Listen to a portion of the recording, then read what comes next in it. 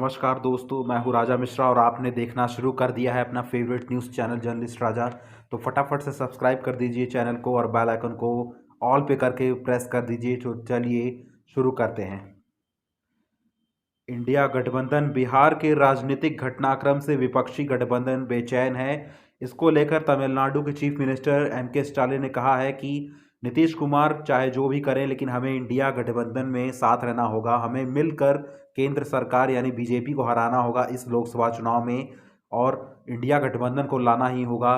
तभी देश का उद्धार होगा और बेरोजगारी दूर होगी इस देश की। उन्होंने यह भी कहा है कि नीतीश कुमार एनडीए की तरफ मुड़ सकते हैं, लेकिन बाकी के लोगों को साथ में ही रहना पड़ेगा। हमारी टीम बहुत बड़ी है, हम केंद्र सरकार यानी बीजेपी को हरा सकते हैं। प्रधानमंत्री नरेंद्र मोदी दिल्ली में आज एनसीसी के कार्यक्रम को करेंगे संबोधित। 2200 से अधिक कैडेट होंगे मौजूद। प्रधानमंत्री मोदी शाम 4:30 बजे इस संबोधन को संबोधित करेंगे। जब से बिहार के चीफ मिनिस्टर नीतीश कुमार ने प्रधानमंत्री नरेंद्र मोदी का तारीफ किया है, तब से इंडिया गठबंधन में खलबली मच चुकी है। अब इंडिया अलायंस को ये लग रहा है कि नीतीश एनडीए में शामिल हो जाएंगे तो फिर अलायंस का क्या होगा। इसको लेकर कांग्रेस नेता आचार्य प्रमोद कृष्ण ने कहा है कि नीतीश खो चुके हैं अपनी विश्वसनीयता। पार्टी को अब किसी बैसाखी की ज़रूरत नहीं है। कांग्रेस को अब इस चुनाव को खुद लड़ना चाहिए।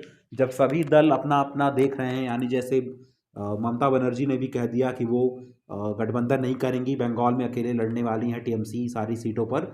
और अब नीतीश कुमार की तरफ से बयान तो नहीं आया है, लेकिन उन्होंने प्रधानमंत्री की तारीफ कर दी है। तो इससे भी अटकलें लगाई जा रही कि क्या पता अब नीतीश कुमार भी पलटी मार दे। तो ऐसे धीरे धीरे करके सभी लोग इधर उधर भाग रहे हैं। तो इस वजह से कांग्रेस नेता प्रमोद कृष्ण ने कहा है कि कांग्रेस एक पुरानी पार्टी है, सबसे पुरानी और सबसे सफल पार्टी कांग्रेस पार्टी है इस अलायंस में। अगर कांग्रेस थोड़ी मेहनत कर दे तो उसे अकेले ही लड़ना चाहिए। वो जीत भी सकती है, क्या पता ना भी जीते, लेकिन कांग्रेस को अकेले लड़ना चाहिए। किसी बैसाखी की ज़रूरत नहीं लेनी चाहिए कांग्रेस पार्टी को। सपा अध्यक्ष अखिलेश यादव ने भी पत्रकारों से बात करते हुए उनके सवालों का जवाब देते हुए कहा है कि नीतीश कुमार अगर इंडिया गठबंधन में रहते तो वो ज़रूर पीएम बन सकते थे आगामी लोकसभा चुनाव के नतीजों के बाद। उन्होंने यह भी कहा कि अगर वह एनडीए में शामिल भी होना चाहते हैं तो वो क्या देखकर शामिल हो रहे हैं वहाँ पे, उन्हें भला क्या मिलेगा। वह पहले ही बिहार के चीफ मिनिस्टर हैं। अगर एनडीए में शामिल होंगे तो एक कार्यकर्ता के रूप में कार्य करेंगे और कुछ नहीं मिलेगा उन्हें। वैसे भी उनकी दावेदारी पीएम बनने की ज़्यादा है हमारे इंडिया अलायंस में। केंद्रीय पेट्रोलियम मंत्री हरदीप सिंह पुरी ने कहा है कि जल्द ही उत्तर प्रदेश में बनेंगे 100 बायोगैस प्लांट। उन्होंने कहा कि अब बीमारू राज्य की सूची में उत्तर प्रदेश नहीं रहा है। उत्तर प्रदेश इस लिस्ट से काफ़ी आगे बढ़ता हुआ नज़र आ रहा है। आपको बता दूं कि उत्तर प्रदेश के बदायूं में एक बायोगैस प्लांट का उद्घाटन आज होना है, जिसके लिए मुख्यमंत्री योगी आदित्यनाथ और केंद्रीय पेट्रोलियम मंत्री हरदीप सिंह पुरी पत्रकारों से लखनऊ में बात कर रहे थे, जहां उन्होंने कहा कि उत्तर प्रदेश अब बीमारू राज्य से काफ़ी ऊपर उठ रहा है। उत्तर प्रदेश एक इन्वेस्टर्स डेस्टिनेशन बन चुका है। बड़े बड़े इंटरनेशनल और नेशनल इन्वेस्टर्स जो हैं वह उत्तर प्रदेश की तरफ रुख कर रहे हैं। उन्हें उत्तर प्रदेश अच्छा लग रहा है इन्वेस्ट के नज़रिए से। उत्तर प्रदेश के चीफ मिनिस्टर योगी आदित्यनाथ ने ऐलान करते हुए कहा है कि यूपी के 8 जिलों में स्थापित होंगे कॉम्प्रेस्ड गैस संयंत्र। उन्होंने कहा कि अब पराली जलाने की होगी व्यवस्था, अब किसानों की पराली व्यर्थ नहीं जाएगी। उन्होंने बायोगैस प्लांट की स्थापना इस वजह भी बताया कि इसका मेन कारण यह है कि उत्तर प्रदेश को पराली फ्री राज्य बनाना है। इस वजह से उत्तर प्रदेश में आने वाले समय में कई सारे बायोगैस प्लांट के निर्माण किए जाने हैं। आने वाले लोकसभा चुनाव के मद्देनज़र रखते हुए केंद्रीय मंत्री और अमेठी की सांसद स्मृति ईरानी ने दावा किया है कि वह आगामी फरवरी में अमेठी के लोगों को लोकसभा क्षेत्र के 2 लाख लोगों को रामलला के दर्शन करवाने अयोध्या ले जाएंगी।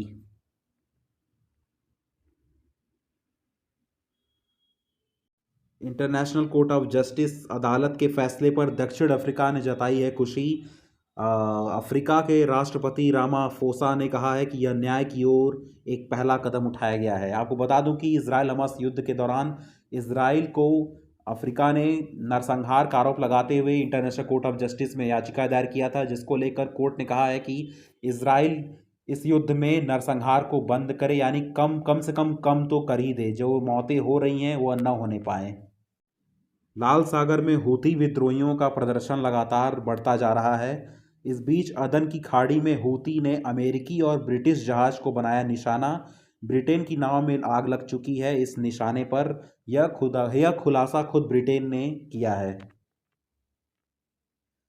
अमेरिकी राजनयिक डोनाल्ड लू नई दिल्ली में इंडिया और यूएस फोरम में करेंगे शिरकत। आपको बता दूं कि 27 से 31 जनवरी के बीच में वह भारत और साथ में मालदीव का भी दौरा करेंगे।